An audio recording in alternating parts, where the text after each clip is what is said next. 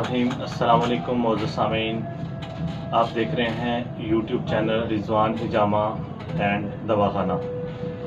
شریعت اسلامیہ میں نہ صرف علاج کرانے کی اجازت مرحمت فرمائی گئی ہے بلکہ علاج کے ذریعے مکمل رہنمائی عطا فرمائی ہے۔ رسول اللہ صلی اللہ علیہ وسلم نے فرمایا اللہ نے ہر بیماری کی شفا اور دوا نازل فرمائی ہے۔ نیز آپ نے یہ فرمایا کہ ہر بیماری کی دوا ہے۔ جب مریض کو بیماری کے موافق دوا مل جاتی ہے تو وہ اللہ کے حکم سے صحت یاب ہو جاتا ہے۔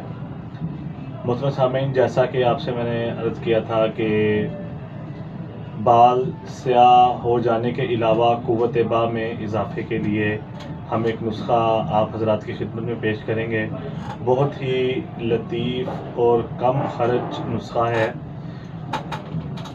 کم خرچ بالا نشین والے مثل بہت لمبے چوڑے بکھیڑے اور بہت زیادہ کشتہ سازی، ساحق کرنا اور شیشی وغیرہ میں بند کرنا، ان سب چیزوں سے ماورا جو نسخہ نہ کسی کتابوں میں ہے نہ کسی اور جگہ پہ ہے، بہت ہی نایاب قیمتی نسخہ جو سینہ بسینہ ہم تک پہنچا، صاف صاف لفظوں میں آپ کو بیان کریں گے انشاءاللہ۔ ساتھ ہی پرہیز اور غذا کو بھی بتائیں گے کہ آپ اس دوا کو استعمال کر کے سیاہ بال اور قوت با میں کر سکتے ہیں۔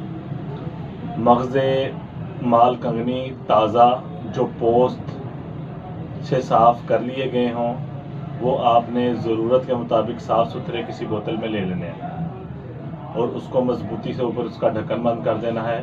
پہلے روز بوقت صبح نماز کے بعد آپ نے بسم اللہ الرحمن الرحیم پڑھ کر تازہ پانی کے ساتھ 3 دانے جو ہے لینے ہیں، اور دوسرے روز اسی طرح ایک دانہ بڑھاتے جانا ہے۔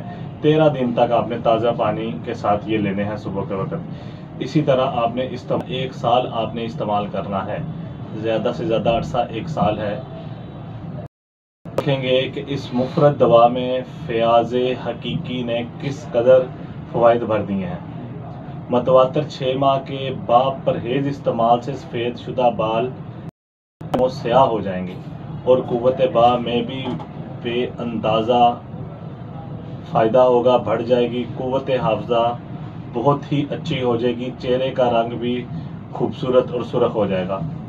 غذا جو ہے آپ اس میں استعمال کریں گے گوشت، تیتر، بٹیر، مرغابی، یا اگر کوئی گوشت سے پرہیز کرتا ہو نہ ملتا ہو اسے تو وہ دال چنے کی، مونگ کی گھی میں ملا کر کھا سکتا ہے۔